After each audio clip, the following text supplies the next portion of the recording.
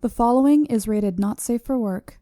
It contains strong language, adult situations, and lots of spoilers. Discretion is advised.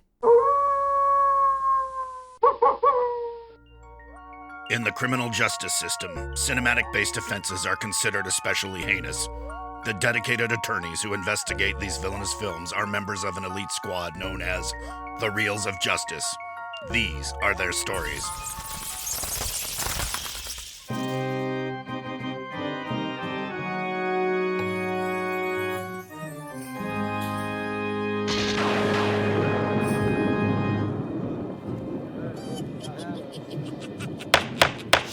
Order, please, order. The Reels of Justice is now in session. Judge, rejection. Okay, fine, I could take it. I've been rejected by Ryan Luis Rodriguez presiding. Your eyes for the horrible Judge Rodriguez. Be seated. Welcome to the Reels of Justice, Hell on Reels. Today we are hearing the case of the People versus Friday the 13th Part 7, The New Blood, a 1988 horror movie featuring a zombified Jason Voorhees on the attack, but one girl, who is intellectually distinct from Carrie, has psychic powers to fight him. For those of you unfamiliar with our spooky court proceedings, we are here to determine if this film is guilty of the sin of being a bad movie. If so, it shall be cast for all eternity into the fiery pits of movie hell, upon which this courthouse just so happens to be built. Mr.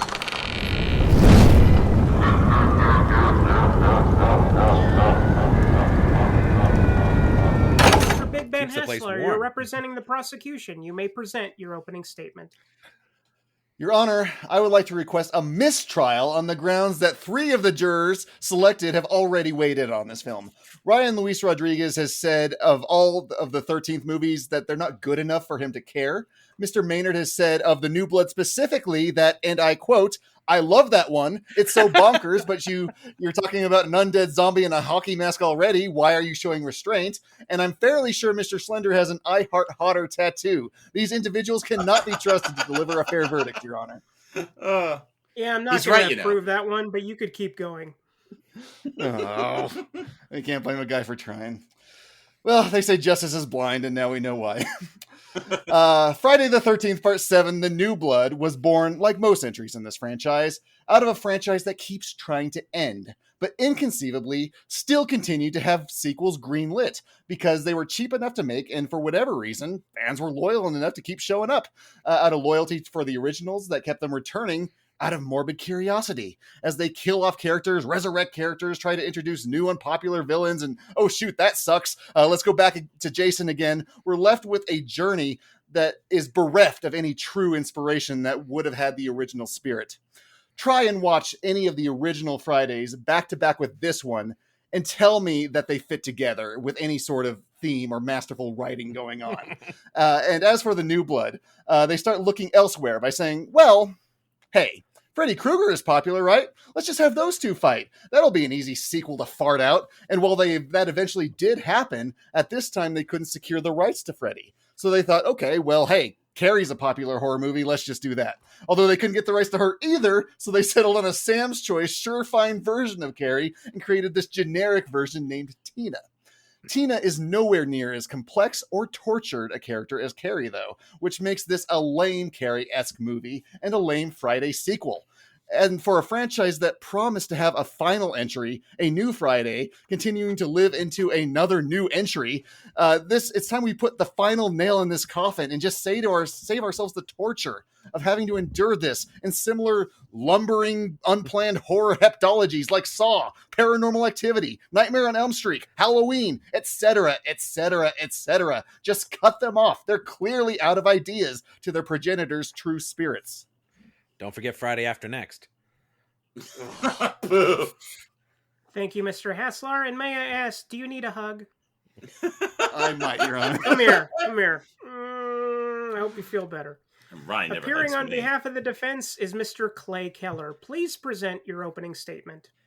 Thank you, Your Honor. Ladies and gentlemen of the jury, I think... This isn't a great movie, but is it a bad movie? I think if that is the burden of proof here, that we're trying to prove without, beyond a reasonable doubt that this is a bad movie, this needs to be put in relative context. The honorable prosecution said something to the effect of compare this movie to the, quote, original Friday the 13th movies. So I guess my opening statement, kind of has a question built into it, which is, which are those? At what point did the Friday the 13th movies stop being the quote-unquote original ones? Because I feel like the original mythology of this series was tossed out, if not in the second movie, then by the third movie at least. So what we're left with is just copy after copy after copy anyway, and people aren't going to this series for deep mythologies and evolving narratives and seeing Jason go through peaks and valleys of his journey as a person in the world.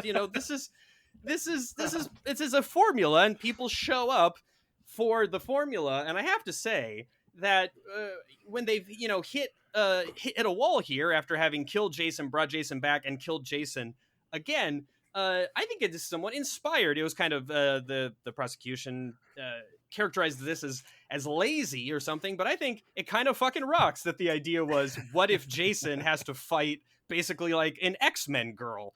That's fantastic. At this point, who gives a shit? Go wacky with it. Go totally insane. This one stands out for me simply because of the out there premise. And I love the idea of Carrie versus Jason, and then the prosecution made it sound like he would have only been satisfied if somehow they had convinced, at this point, Oscar winner Sissy Spacek to come back and I wish play Carrie. Tell me that wouldn't be a better movie.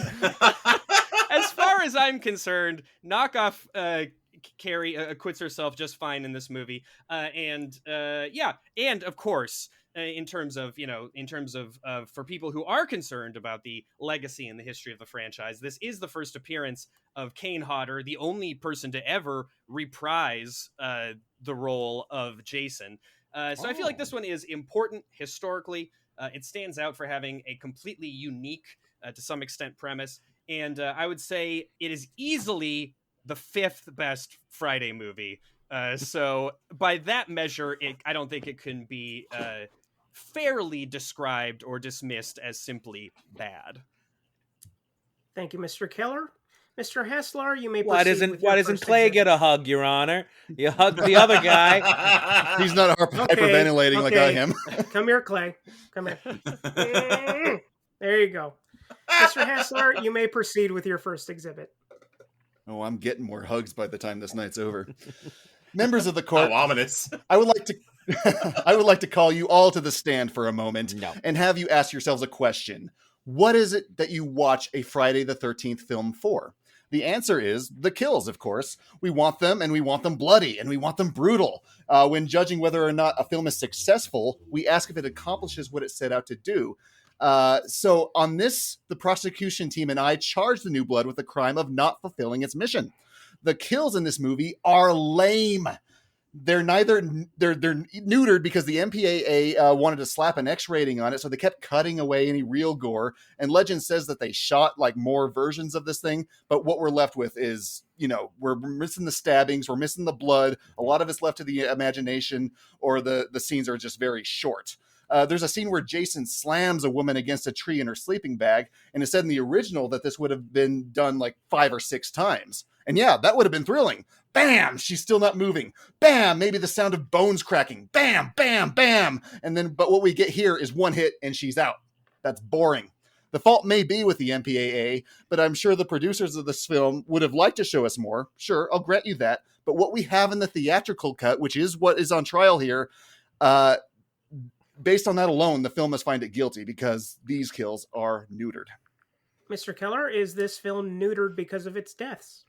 Well, I think that is, yes, that is objective fact there. I will grant that to the prosecution. That's part of the lore with this movie. You can see the prosecution alluded to the supposed extended versions of most of the kills, and those do exist. You can find them on YouTube. The original film elements were destroyed, so all they have is this kind of shitty VHS work print. And it is unfortunate. You watch that, the sleeping bag kill is plays out largely as the prosecution described. By the 5th or 6th whack against the tree, the blood is spewing out of the sleeping bag. It's fantastic. Sick. And yeah, it's too bad. Kane Hodder has expressed regret that this movie doesn't contain the cool kills, and some of the kills are cool. I'm not going to argue this as the best kills, even in the imagined non-extant, unneutered version. I wouldn't argue that this has the best kills in the series, but I would argue they're the kills that we've already seen. Just like stabbing, someone getting thrown out a window. We've seen all of this. I was this an objection? It's an addendum, if you will. Yes, you must say objection if you're going to interrupt. Objection addendum, Your Honor. God, this is fucking kangaroo court. Yeah, so I'm not going to argue that it has the best kills in the series, or it would have had the best kills, but there are some decent kills. I like when Jason gets out that souped up fucking weed whacker thing, whatever the hell that is, or it's like a logging tool, and takes it to the evil doctor. I like when he puts the gash through the middle of that guy's face, again, much gorier in the original version. Yeah, I mean, that's the thing. No, the kills are not the highlight of this movie. However, that said, the way that Jason himself is killed fucking rules in this movie. The dispatching of the endless parade of young people maybe leaves something to be desired in this movie. The way it keeps cutting away as soon as he hits them is hilarious. It's like they're demurring, or it's hilarious. I don't understand why this one would have been under threat of an X rating and the other ones were not. Something about this whole story is confusing to me. But no one slipped them the 20. Yeah, the way that Jason gets killed facing off with Tina, and she's using her telekinesis to like launch furniture and nails and different things at him. She lights him on fire. Kane Hodder performed at the time what was the longest sustained stunt burn in the history of movies. And then they explode the absolute fuck out of that house. So I will say, even though the gore leaves something to be desired in this movie, the violence, particularly the killing of Jason, like getting him with the electricity in the pond, or the puddle and all that, I think all of that is really fun and on par with part 4. Mr. Haslar, you may proceed with your next exhibit. Okay, yeah, we'll return to the points he brought up, but for now I'd like to detour and talk about all these teens. As mentioned in my opening statement, this movie features a generic off-brand version of Carrie named Tina, and the idea of having someone square off against Jason in a more direct way than Tommy Jarvis did isn't a bad one. But the problem is Tina isn't engaging in this movie. The movie tries to set her up as sort of being emotionally tortured like Carrie is, but they don't execute it nearly as well from a writing nor acting perspective. In fact, I would argue none of the teens in this movie are brought to life in any way we haven't seen before, with traditional stereotypes like the stoner, the bitch, the jock, the nerd, etc. I always find myself wondering why any of these people are friends. And in this film, it's no different. All of these characters are boring except for Jason. I need to care about them so I feel something when they die. But I've seen this trick 6 times before. I know they're all just Jason fodder, and they're going to exit the film just as quickly as they came in. I feel no fear. I don't care about any of these tropey characters in the first place. The tropes, all of these should have died along with the franchise around film 3. But for whatever reason, they just keep going because y'all keep buying movie tickets for movies that are bad, and they're bad. As long as a Friday film shows you some tits, some stabbings, y'all seem to walk away happy. That's and true. Gentlemen, I implore you, that simply isn't enough to warrant these things being made. By this point, we're so far removed from the torment of Jason's mother or Jason's raison d'etre of killing off people who were making whoopee while he was drowning. The more we resurrect this thing, like Jason himself, the less meat there is on the bone. Ooh. Mr. Keller, can you defend these teens? Well, I'm curious, Your Honor, if this film, Friday the 13th, Part 7, The New Blood, is on trial, or if the entire franchise or the entire genre of slasher movie is on trial, because it sounds like the prosecution has it out for the entire idea. If you want the answer for that, it's because I knew nothing about this series going in, and I had to watch them all to get to this film, and I was so mad by the time I got there. Well, yeah, then I have to wonder, would the prosecution be satisfied? It sounds like he wouldn't be with any version of this movie. He laments the fact that these are cookie cutter characters that you don't care about, and then in the next breath says that it's a trope that he wouldn't care about anyway. So I don't know exactly what would satisfy the gentleman across the aisle there. I actually am charmed by it. They take the tropey cookie cutter nature of the, as you put it, the Jason fodder to such a comedic it becomes funny to me. They take it to such an extreme. I feel like there's a new character introduced every scene for the first hour of the movie. And at a certain point, I just start finding it very, very funny when we are well into the second act and two entirely new people walk in the room as though they've been there the entire time. I was wondering. I find it charming. I'm not going to defend it maybe as a creative choice unless it is intentional. By the time we're this deep into these movies, as the prosecution pointed out, I mean, sometimes the writers and filmmakers are dipping into self-parody, self-reference, I think, just to keep themselves interested in what's going on. And I found there's something totally satisfying about the archetypes. They all these actors play them well. They had Crispin Glover in part 4, and then they get some kid who's basically playing Crispin Glover in this movie. I find that very, very funny. And I think all the actors acquit themselves fine. I think Tina's fine. I think that actress does a fine job with what she's given. No, it is not Carrie. And we're going to continue to compare this movie, the 7th entry in a slasher series, to some of the greatest movies ever made. I feel like that is a bit of a false equivalent. But I think that she does well.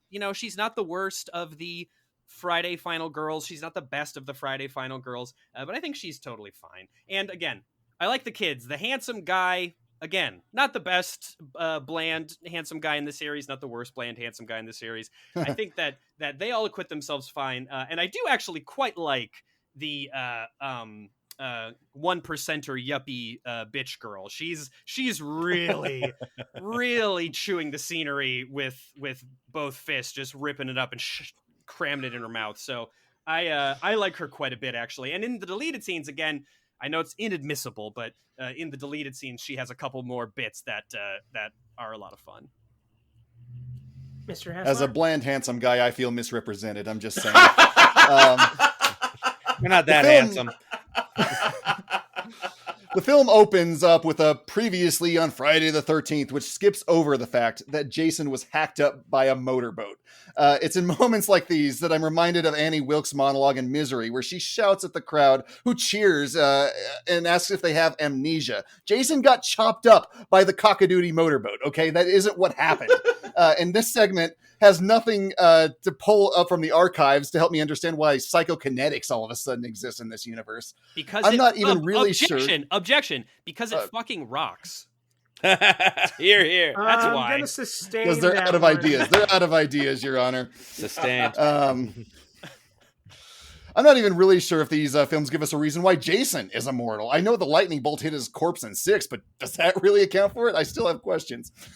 So for reasons, Tina resurrects Jason somehow from the bottom of a lake where he was left prisoner in the last film. And this scene is very jiltily shot. One moment she's using her psychokinetic powers to free Jason, thinking he's her father at the bottom of the lake, which also doesn't make sense. And then the next she's lying down the dock, apparently passed out. Jason walks past her, doesn't kill her or anything, and then we're immediately cut to them talking in the cabin, and this whole thing happens in like 30 seconds. Then Tina, she's not Carrie. She's too nice. She's a nice person. She's not tortured. She acts scared and timid throughout this whole film. And then she goes from like Padawan to Jedi in 0.67 seconds with her psychokinetic powers because all of a sudden we need a big showdown. Objection. Are we going to do the Mary Sue thing? Come on. I was going to say, yeah. Come on. I guess I'll sustain that one. The worst crime is how this ends, because Jason's on the dock, and then Tina's dad pops up and rechains Jason, dragging him down. And I have to ask, why? Why couldn't Tina just rechain him with her mind? That's something she's capable of. Why did they have to bring her dad, who's not even decomposing or anything up. Like, I just have more questions from this than answers. But instead, the film just ends so abruptly with this action where we just have characters saying, "Hey, where's Jason?" And, "Oh, well, we took care of him. Roll the credits." That was anticlimactic as hell. And on that, the prosecution rests. Mr. Keller, is there any consistency with these characters or with the plot? I feel like the idea of consistency is somewhat different when you approach it from the angle of these films. I would argue that I don't think it is necessary. I think there are things by the time you're into part 7 of a Friday or part 7 of a Halloween or part 7 of a Nightmare or whatever, where it really doesn't matter anymore. At some point, the auspice of respectability or whatever has been left way in the rear view. Objection. And you're saying if I robbed a bank 6 or 7 times, it's okay the 7th time because, hey, he got away with it those other times? I'm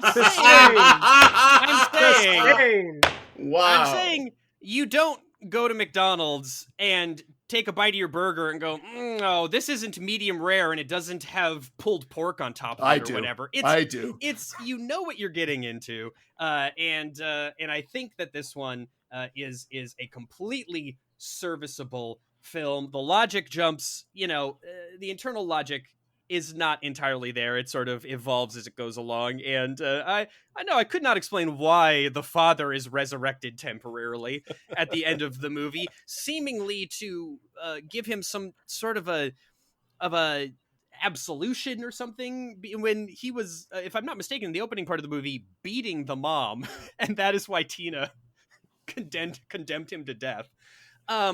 But fair. I think a great movie is one that you walk out of the theater and you're discussing it with your friends. If it explained everything, I feel like it would be an unsatisfying experience. But really, in the end, I think what you're supposed to be left with is just thinking, damn, they really exploded the shit out of that house.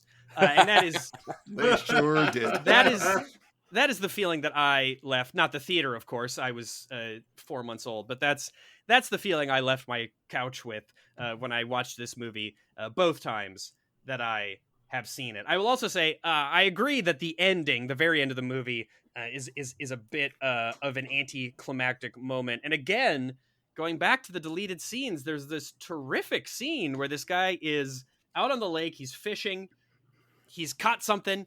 He's reeling it in. He's got a grin on his face. He's like, "Oh my God, I got something. I'm reeling it in. He's reeling it in for like 30 seconds. Like, "Oh God, this must be something big." Reeling it, and it comes out of the water and it's a fish. And he's like, "Oh my God, look at this fish." And he puts it in the boat and he's grinning ear to ear. And then Jason, mimicking the end of the first movie, pops up out from behind him and pulls him into the water. Would have been a much better ending. I don't know. It would have been better. Not admissible as evidence. Not sir. admissible as evidence. Disregard that. Not admissible as evidence. I'm gonna go back to the old refrain. I think you need to not grade these things on a curve, but take them in context. And I think this one is no more guilty than any other entry in this series would be guilty. And it sounds like the prosecutor is, in my opinion, I'm coming for all the ones I had to watch. I think he's a matter of time. He's straying from the boundaries of this particular case and trying to take down the entire franchise, which I would almost argue is grounds for a mistrial. Yeah, I'm not going to grant that. I may be biting off more than I can chew. That's true. We don't know what to do with the mistrial. We still have a podcast to make. Now that the prosecution has rested, Mr. Keller, do you have any further exhibits? Let's see. Well, I feel like I was able to get across many of my exhibits in the rebuttals to what the prosecution had to say. Let me see what I've got here. As I said in my opening, Kane Hodder, not only historic as Jason, just because he played it longer than anybody else, but I do think this is a very good Jason performance. I think Jason looks cool. I like the way that he is soaking wet at all times, as though he is on leave from Davy Jones's locker. I like that his spine is exposed. I like it when his mask gets taken off. He looks really goopy and gnarly and very effective. I think that's objection. Fun. The word you're looking for is goofy, not goopy. Sustained. And I would say, everything that's goofy in this movie has been a benefit, has been a net positive for me. So I have no problem with him looking goofy. It's entertaining. But the way he plays it, the physicality he gives the character, is a lot more fun than we've seen before. He's less of just a, golem that's stomping around and more of somebody who you can tell it's having some sort of thoughts now and then. The kind of movements of befuddlement he has when Tina is able to to fight back against him is something we haven't really seen from Jason up to that point. So I think that's an interesting, if subtle evolution in the way the character is performed. And of course, Kane Hodder, a luminary in the realm of movie slashers. Again, the idea that suddenly there is a telekinetic mutant girl that can fight Jason is awesome. I love it. I don't need it to be explained to me. These movies already don't exist in the real world as we know them. So why not? I think that's a great idea. I'm always charmed when movies that are not science fiction movies take place in the future for some reason. This movie, if we're following the timeline of the things, it starts when Tina's a little girl, and that is sort of, and that takes place around the same time or a little after the events of the previous movie. And then we jump ahead to when she's a teenager. So I found at least one website that said if you lay the timeline out, this movie takes place in 1997 about, Good year. despite coming out in 1988. I always just think that's funny. They don't really seem to make any attempt to futurize this movie in any way, but I always just think that's funny. And this isn't the best directed of the movies. The guy who directed it wasn't really much of a director up until that point. He was more of a special effects supervisor. But there are a couple of cool moments in this movie. Like I said, I think that the whole final sequence is done really well with them crashing through different layers of the house and Tina using her telekinesis to launch things at Jason and start him on fire and all of that. There's also one shot that I really love when one of the literally 18 random kids in this movie goes into the kitchen. And it's dark in the kitchen, and he opens the fridge door, and there's lightning or something outside, and it illuminates Jason hiding in the corner. He's been there the whole shot, but you don't see him until he's illuminated by the lightning. And that's one of my favorite Jason reveals in the entire series. I just think that's a cool, well executed shot. Yeah, that's all I've got. Really, what I love about this movie is outside of the Tina stuff and the third act, it is a completely serviceable, if unmemorable, Jason entry. I just think the core idea is fantastically fun. And the last act of this movie is, like I said, on par with final chapter, with my favorite, final Jason confrontation and killing of Jason. So yeah, I think the defense rests. Again, is it the best Friday the 13th movie? No. Is it the worst? No. I declare that it's the 5th best. And I think that is good enough in the context of what it is, considering what it is, to declare it not bad. Mr. Haslar, do you have any rebuttals? The rebuttal I would offer is, I do think Jason looks okay with the spine and stuff, but not all of the special effects are there. I think they poured it all into Jason. If you look at any severed heads, they're all very obviously rubber, it doesn't look like a real head at all. And it takes you out of the film every time they do it. So for a special effects guy, I find that very surprising. Well, I just the idea that you were able to be taken out of the film by any one thing after you went in with a preconceived notion of I had blood in my eyes, hating everything. I find it hard to believe that you were at the edge of your seat with your chin on your fists, grinning ear to ear before you saw the plasticiness of the Jason mask. I was waiting to be won over, but unfortunately, it did not. Both sides have rested their cases. The attorneys will now present their closing arguments. Mr. Haslar, you may begin. Guilty. Members of the jury, say it loud and say it clearly. Send these endless sequels of stupidity packing. I want to hear your guilty verdict said so resolutely and so clearly that we'll hear Jason running out of this courthouse. I don't want to be forced to watch another 6 of these films of some franchise because he's running fast. I thought it was an excellent joke. No, I get it, Ben. That landed. Don't listen to Maynard. Keep going. No, you're right. I like it. I don't want to be watching another 6 films of some lame franchise that gets progressively worse and worse until we finally decide to do something about it around its 7th. It's exhausting. Just stop. Stop going to the movie theaters. It's like your nasty habit of returning to Del Taco. Sure, it's familiar and it's easy. And every time you go, you're getting that same lame crinkle cut fries that you can get from the freezer aisle at Kroger. You're banging your knee against that same metal pole in the middle of the table because they still haven't figured out how to mount that thing from the wall. And you're spending the same agonizing 20 minutes in the bathroom after clicking that seatbelt on their toilets. So too, you keep coming back for your comfort horror with its lame resurrections. It's boring as hell, teens, and its anticlimactic conclusions. Just stop. Stop going. We have such a limited amount of time on this planet. Stop wasting your time on Friday the 13th. Thank you. I'm going to give you another big hug right now. I knew I was going to get more. Who gets the crinkle? Who gets crinkle fries at Del Taco? Come on. That's what they offer. That's the side. Don't get fries there. Mr. Keller, please present your closing argument. Ladies and gentlemen of the jury, the prosecution spoke a lot in their closing argument about not wasting your time. I will not waste your time with a weirdly long anecdote about a bad night that I had.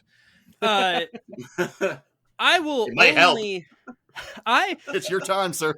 I will only add that it sounds like, again, the prosecution is less interested in focusing on the case at hand and is trying to condemn an entire genre of film. And beyond that, it sounds like somebody was just kind of being a wet blanket. Don't be a wet blanket.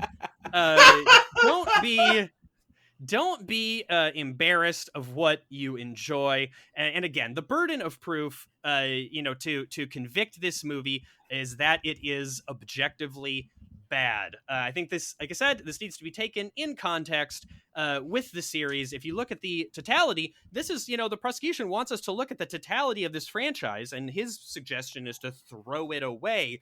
My suggestion is to look at the totality and place this film in its context. It is not the worst, nor is it the best, and therefore it cannot be objectively bad.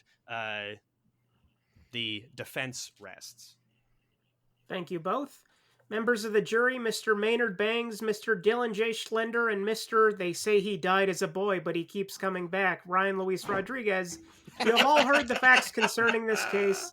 It is now up to you to determine if this film is guilty of the sin of being a bad movie and will therefore be condemned to the depths of movie hell. The bailiff will escort you to the deliberation room to render your verdict. So what does Jason do if the 13th falls on a Saturday, I wonder? Good question, bailiff. It doesn't do anything. Did you want to do the interview, Schlenzo? Did you think of something yet? Oh, the only bit I had was my high-pitched voice, so I don't know. That's your bit? I don't know. I could do Casey Kasem again. I got nothing. Jesus. You be the foreman. I'll think of something for the interview. It'll be fine. Okay. All right, everyone. Another Friday the 13th movie. Another one. It's our third one. Yeah, it is. Third from the franchise for sure. Yes. And what did you think, Schlenzo? What did you think of the case? What did you think of the movie? All right. As far as the movie is concerned, I do feel that this part 7, especially when you compare it to part 6 and 8, right, the movies around it that bookend it seemed like a bit more of a stab at legitimacy, a bit more of a stab at horror. 6 was a little too comedic, and 8 was just such a mess. And to say nothing of 9, so when Clay is talking about how we have to have reverence for Hodder, he did 7, 8, 9, and 10, and those are like the 4 worst. And I got to remind everyone, Kane Hodder is only like 6 foot. He's very small for Jason. So I think Ben had the better of the arguments, but the thing is, I really want to like the Friday the 13th movies. I really want to enjoy watching them, but in the context of what we're trying to do in this courtroom, I think me liking these movies because they're hackers isn't necessarily enough to get it off. But, I am giving a lot of what Clay said consideration about the context and the intentionality. Well, You know, I think it's just knowing the whole series, though, is like I don't think 7 fit the bill the way he would want us to think. You know what I mean?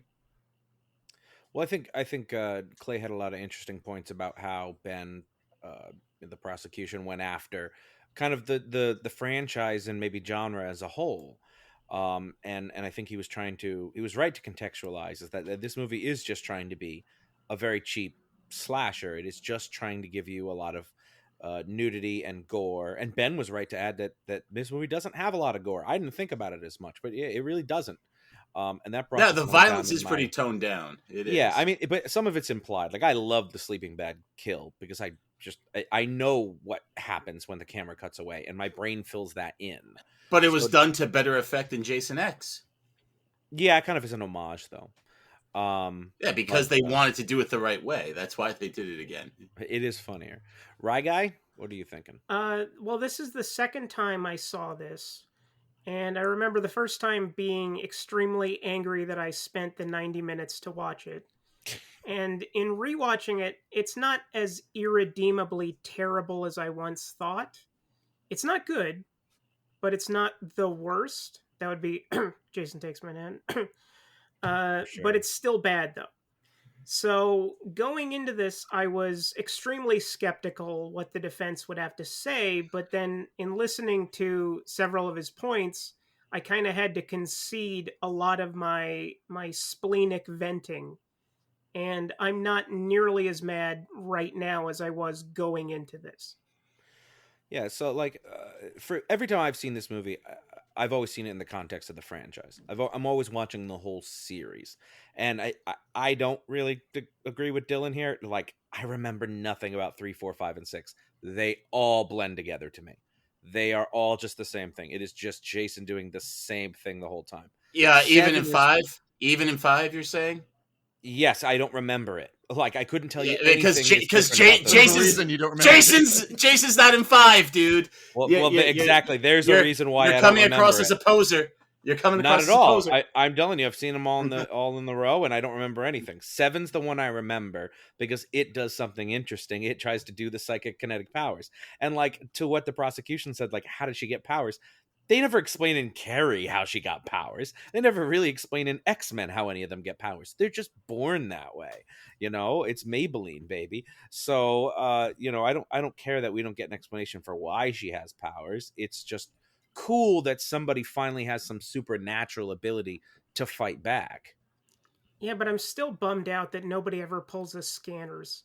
I wanted to see some heads exploding, and it never happens. It's such a bummer. That would have been cool. But I also was impressed that, as Clay had said, is that Hodder had done like the longest sustained burn.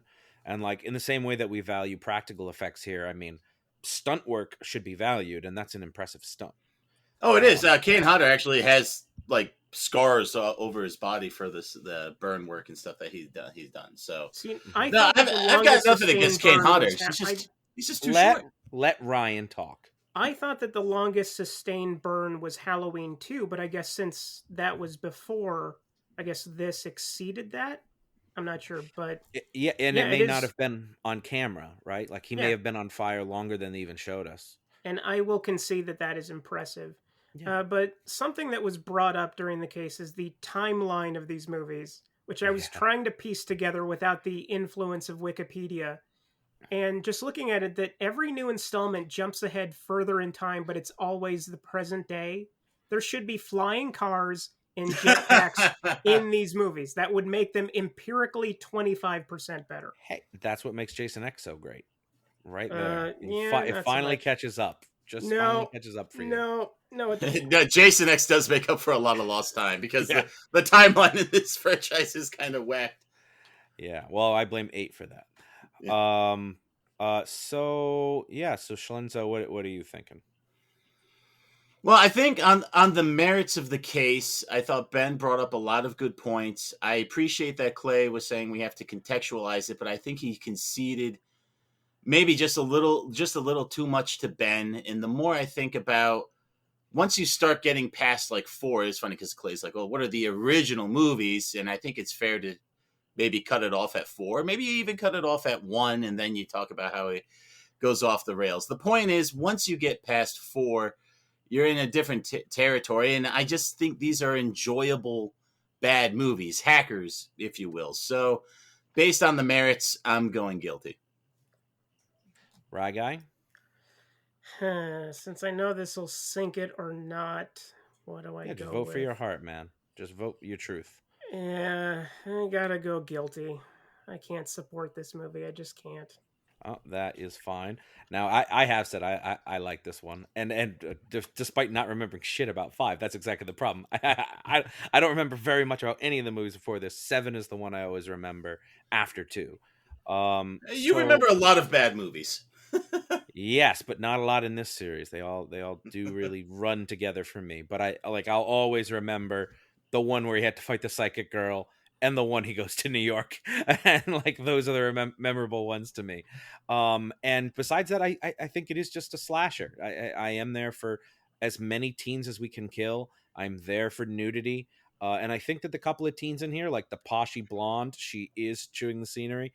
I like the little nerdy one who's like obviously secretly attractive, and they do those she's all that thing with her. Like I'm fine with that. I actually wish she lived. She should have gotten to live.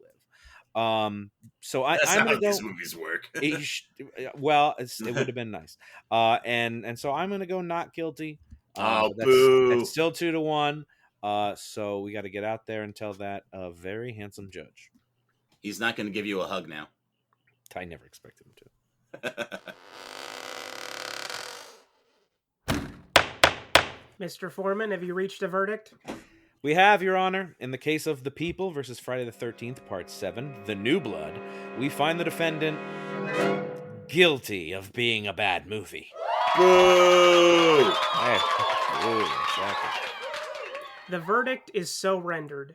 Friday the 13th, Part 7, The New Blood is hereby sentenced to 7 more ill-advised sequels. Maybe, I don't know, Jason goes into space? Oh wait, he already did that. Never mind.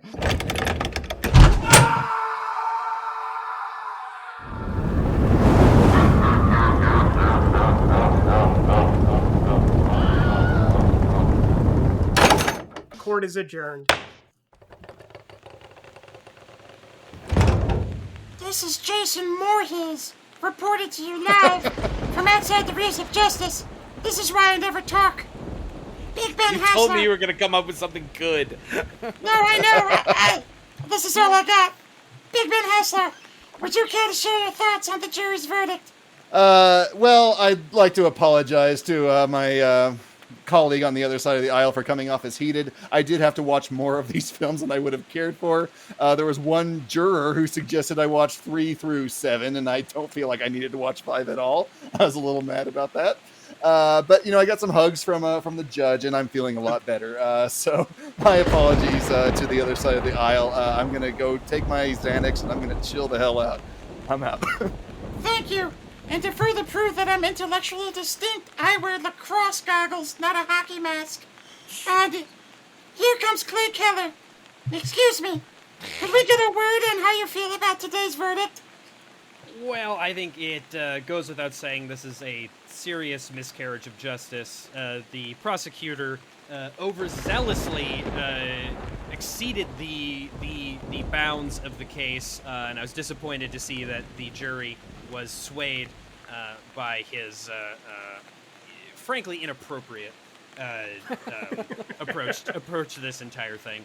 I think in 20 or 30 years' time, there will be some new DNA evidence that comes out, and this case, and perhaps many of the prosecution's previous cases, will be overturned. So that's all I have to say. This movie is innocent in my eyes, and I believe the eyes of the public.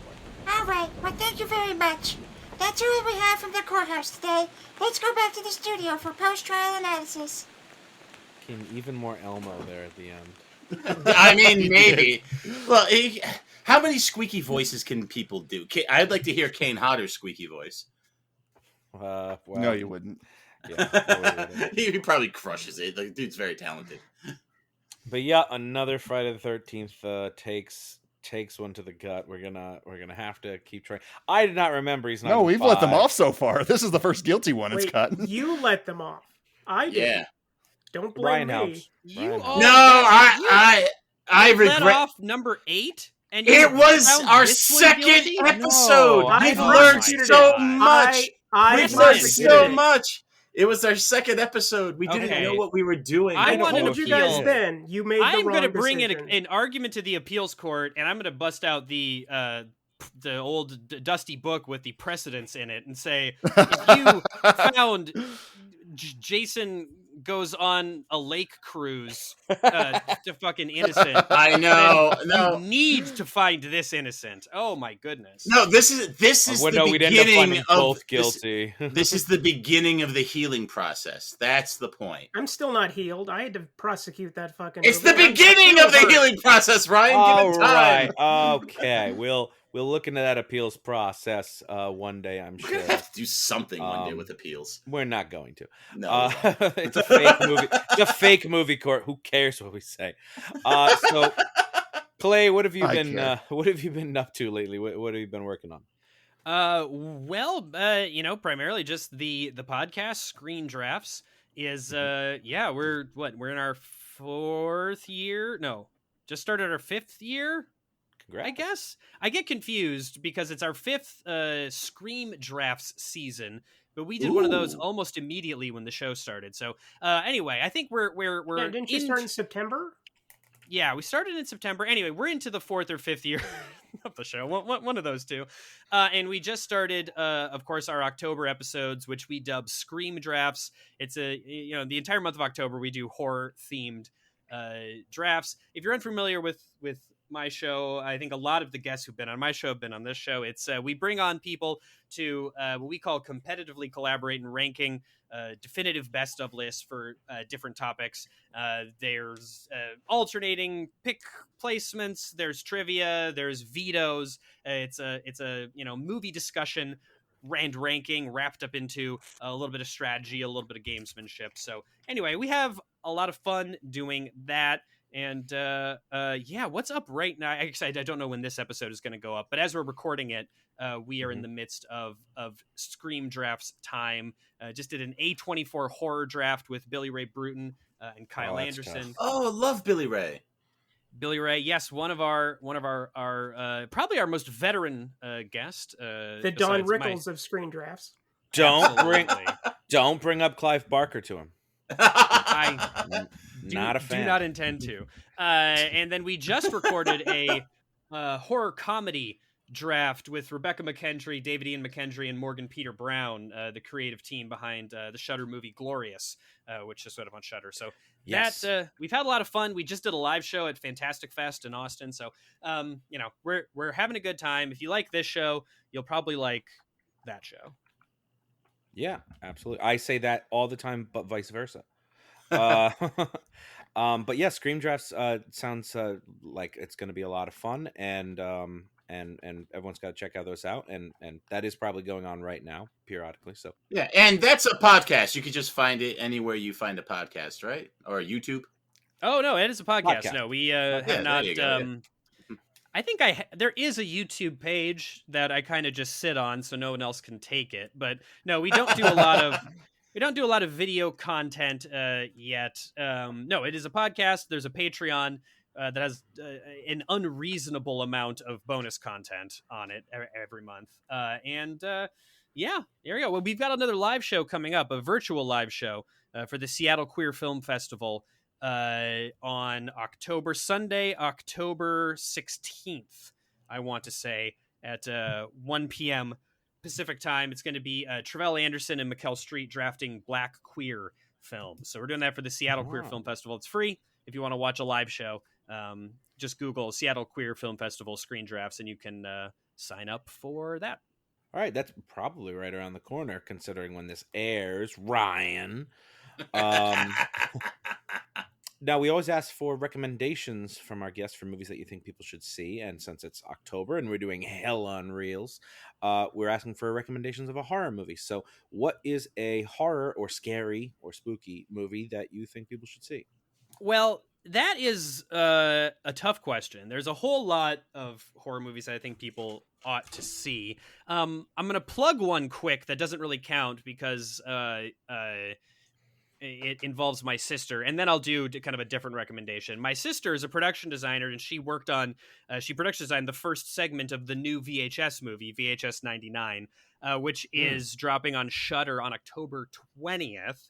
And I'm a little bit biased, but I saw it at Fantastic Fest, and for my money, it is one of the better VHS movies. I enjoyed it a lot more than the last one, VHS 94. And it's a little bit more horror comedy tinged than the previous entries, but every segment is fun. It moves really fast. There's never a lull. I feel like in those VHS movies, there's frequently one or two segments that are kind of a lull.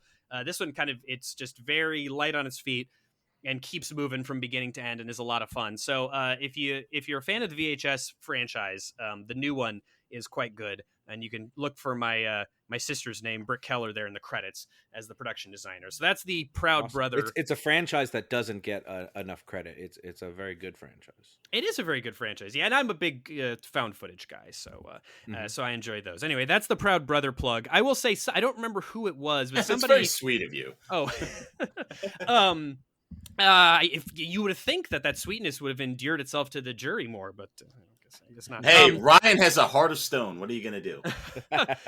Somebody in the deliberations that I was not privy to, and I don't remember who it was, lamented the fact that there is no scanners moment in Friday the 13th Part 7. So I thought that I would recommend a movie that's not Scanners that has a better Scanners moment than Scanners. I don't know if any of you seen Brian De Palma's The Fury, which is essentially his version of Scanners.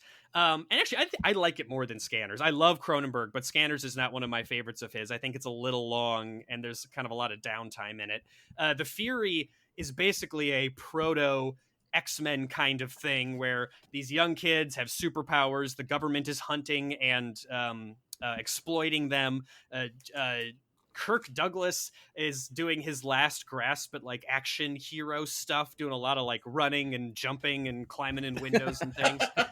And John Cassavetes is the bad guy. It's kind of a forgotten movie in the De Palma oeuvre, but I think it's a lot of fun. And even if you haven't seen it, you may have heard of the end. There is an all-timer head explosion scene at the end of The Fury. So if you haven't seen that, but you're into Scanners-y, Friday the 13th Part 7-y, X-Men-y kind of things in like the late 70s, early 80s, I recommend The Fury. I think it's 79, maybe. 78. 78, yeah. It sounds dope. Ryan, our little walking library. But yeah, that is one I'm definitely gonna have to check out. I like head exploding. Big Ben, you were the enemy console. So what have you got? What's your recommendation? Your heckmendation. I'm so sorry. I'm going to heckmend Thank you. A film a very handsome lawyer mentioned in his case today, and say you should check out Misery. Who'd have thunk that the meathead from All in the Family would go on to direct what I think is the second best Stephen King film adaptation. This is a movie that makes obsessive fans utterly terrifying and might be even more relevant today in the era of toxic fan bases made louder with the internet than it was in 1990. It works well on both sides of this coin, because I certainly get annoyed when producers screw up a franchise I care about and was excited for, but I've also seen people lose their minds over it. Some people live their fandoms in ways that can't be healthy, and James Caan and Kathy Bates execute both perspectives perfectly. Annie Wilkes' monologue about Rocket Man is one of my absolute favorites in almost any film. And I always think about that in moments like when crowds clap over things that I find cheap, like in the Multiverse of Madness, when Patrick Stewart shows up, everyone cheered, but I didn't cheer. If you have HBO Max, you can cheer though, because you'll find it streaming there. There you go.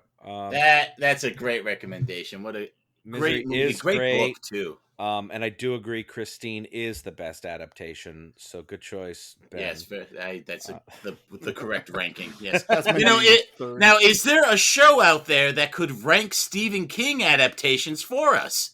Clay. Well, there is indeed, but that episode, we did a Stephen King horror adaptation specific draft early in the show.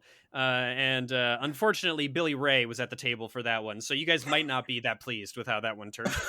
God damn you, Billy Ray! Yeah, he's always got to be controversial, that Billy Ray. He just kept just screaming about Clive Barker the whole time. So Ryan, you are a very handsome and capable judge. So what is your recommendation? I can't believe it, but I'm actually recommending a Friday the 13th movie just to stay on topic. Oh, what? No, you're not. And that It's is 5. the immediate New Blood antecedent, 1986's Jason Lives, Friday the 13th, Part 6. Ah, I knew it. This is when the series began to get truly self-aware. And you know that a movie is at least going to be interesting when it opens with Jason Voorhees replicating the James Bond gun barrel intro. It manages to be relatively suspenseful and genuinely funny. And the first time that I rated it on Letterboxd at 2.5 stars, I was goaded into upgrading it to 3 stars because of that dastardly former and future guest Graham Skipper. And it was a wise decision. This is as good as the series ever got. And it's currently streaming on Sci-Fi, which I did not know had a service, and for rent on Amazon Prime, and as part of a tremendous Blu-ray box set of the entire series from Scream Factory, a box set that I can't defend since I don't love most of these movies. But you love box sets. I do. That's why I own it. If they all have commentary tracks. Oh, well, then I'm totally on board. Exactly. Yeah, and Kevin Williamson gives a lot of credit to Part 6 for inspiring Scream too. So Part 6 is an important one to watch. So it's a good recommendation. Yeah. So Dylan, what is your recommendation? Oh man, not nearly anything. Not nearly anything as good as you guys. All right. Expect that. Yeah, that's true. So here we are. It's Friday the 13th, Part 7, The New Blood. Teeny boppers. They're camping. They're being slaughtered. It made me wonder if someone out there could elevate the trope. And in all my hours of research, I learned that no, it cannot be elevated. So I am recommending American Bigfoot, also called Camp Out with a K.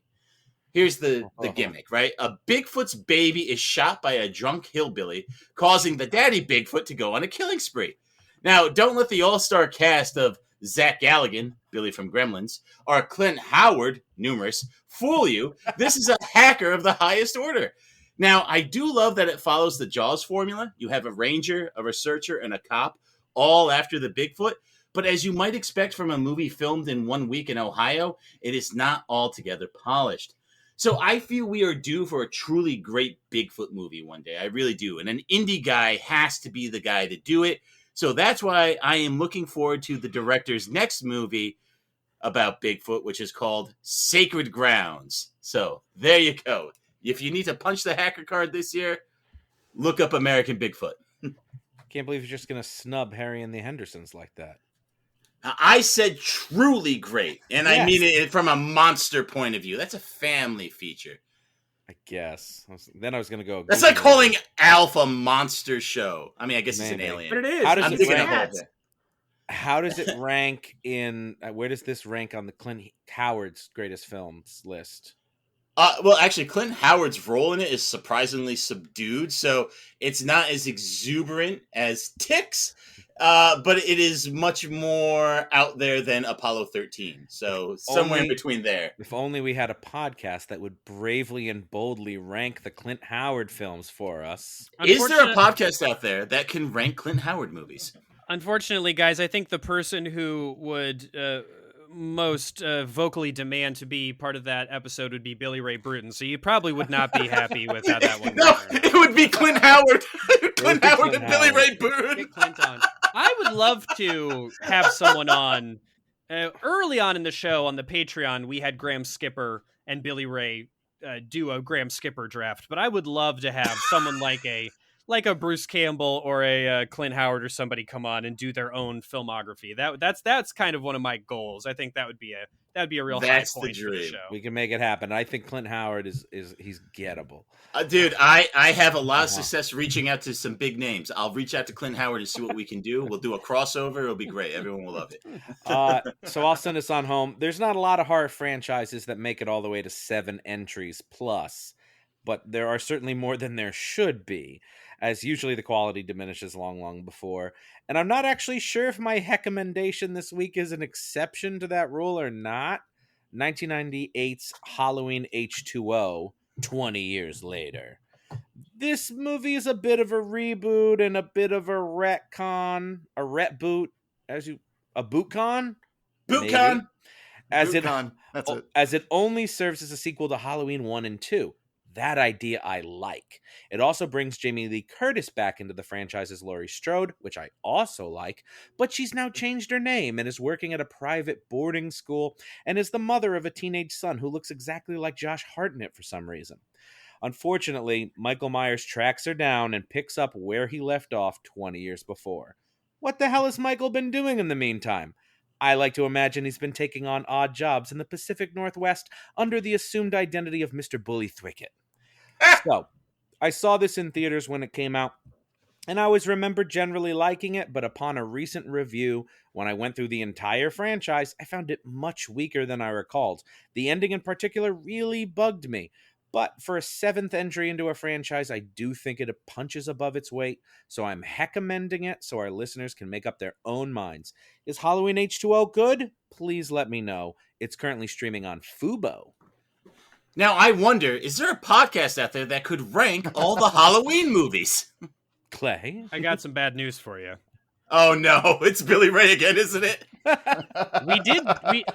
We have not done Halloween. We did Freddy versus Jason. So we did all the Freddys and all the Jasons. We have not touched Halloween yet. That's got to save some of the good stuff for the, you can't blow your load all at once there when you do these things. So I know you're only 5 seasons in, so you gotta have something for season 8. I understand. Although, it sounds like they're promising that Halloween is ending here in a couple days. So Evil dies tonight. Evil dies tonight. The 4th Friday the 13th was called The Final Chapter.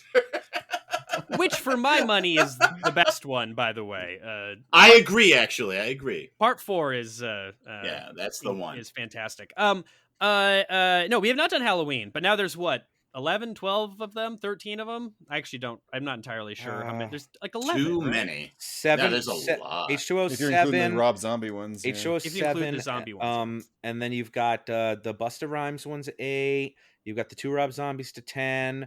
You've got the 3 reboots, 13. 13. Okay, yeah. Wow. So that's a good number, though. The Halloween Super Draft will probably be coming sometime in the next year. Fantastic. There we go. And we look forward to that. And with that, we are all out of show. But wait, before we go, Ryan, didn't you have something to plug for us? Oh, that's right. Yeah. So for the last few years, I've been toiling away on a brand new podcast. The Coolness Chronicles is dead, and like the Phoenix Long from live the the Coolness ashes, Chronicles. it has been reborn as One Track Mind, a physical media worshipping podcast that analyzes cinema through the lens of audio commentaries. It's the only commentary podcast that matters because, as far as I know, it's the only one that exists. You can find it everywhere, and all the Coolness Chronicles episodes are still part of that feed, so if you enjoy listening to that show for whatever reason, you still can. Check us out on Instagram at that is the number 1 Track Mind podcast. I couldn't get anything better. And Twitter at One Track Mind Pod. If you can stand my voice, and some people really can't, it's going to be quite the adventure. I use it as ASMR. All right, I've got an idea for a crossover episode. You do a screen drafts of the movies with the best audio commentaries. There you go. Oh, God, I would kill for that opportunity. Are you kidding me? Ryan versus Billy Ray for best audio commentaries. Yes. I'm out all of a sudden. Yes. No, Bring it on. Bring it on, Billy Ray. Oh, that'd be so much He fun. will put Bring It On there. But with that, we are out of the show, but we want to thank our guest, Clay Keller, for joining us. Thank you so much, Clay. Oh, thank you guys. No, it's always a pleasure. I enjoy the format, so it's a lot of fun. This episode is making it to my Screen Drafts number 1 Hell on Reels episode of all time. I love it.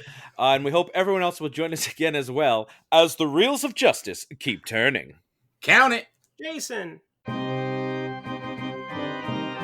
Please follow us on Twitter at Reels of Justice, Instagram Reels of Justice, and Facebook.com/Reels of Justice.